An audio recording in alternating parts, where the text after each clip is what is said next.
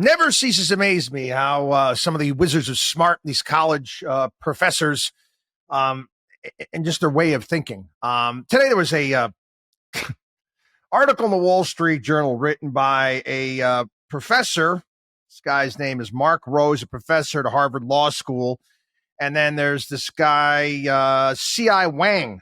He's a professor at Harvard Business School. And they were talking about public companies and saying how public companies that trade on stock exchanges, are alive and well. The ones that are out there, they're alive and well. But they go back and they point out, and this is something that I've lamented for a very long time. There's not that many anymore. You go back to the mid 1990s, right to the mid 1990s, and I was a kiddo. I was a youngster on Wall Street at that point in time. I was there. Okay. I'm here to tell you it was much better. Wall Street was a zillion times better back in the mid 1990s was today. First and foremost, the exchanges were nonprofits, which again, they should be. They're an exchange. They should be almost like an umpire, for crying out loud, or a referee.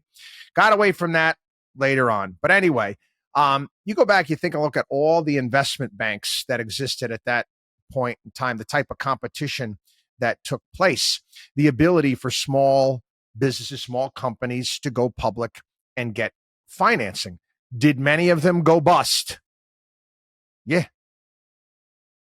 Did many of them go bust? Sure, that happens. But also, did many of them become some of the most successful companies that we know today? Yeah. And guess what?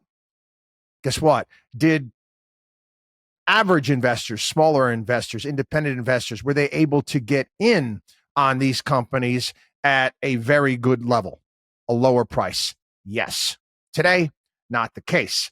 There were 7,000 publicly traded companies back in 1996. We've got about 3,500 today. Yet these, again, professors from Harvard are telling you that it's better today than it was then. Jamie Dimon recently came out and lamented on the diminishing role of public companies in the American financial system. And again, this is a big, fat, old school watchdog on Wall Street. See, I told you so moment. George W. Bush's reaction. Again, George W. Bush getting rolled when it came to what?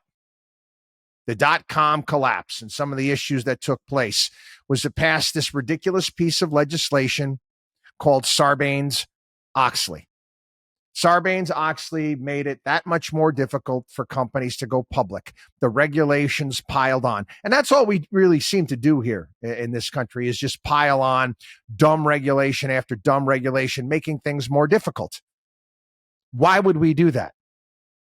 Why would we make things that more difficult? And yeah, their argument in this column is that U.S. public companies' profits accounted for 4.5% of GDP in 1996.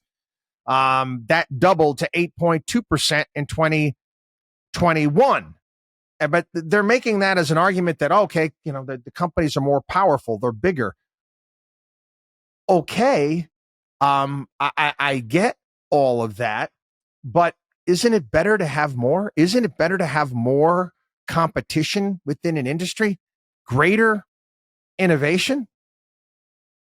To me, again, we've talked about this red tape nation, all of the obstacles that are thrown up in people's way. I even talked about it. I'm not a publicly traded company.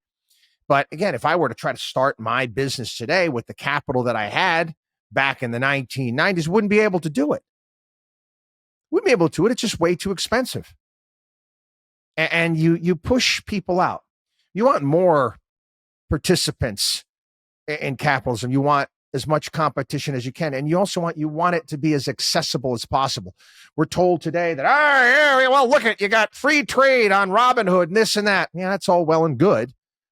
And what happens is that people on Robinhood, they end up buying into companies that have been laddered up by private equity for a decade or more, where back in the 90s, they could have gotten involved in these companies at the ground level.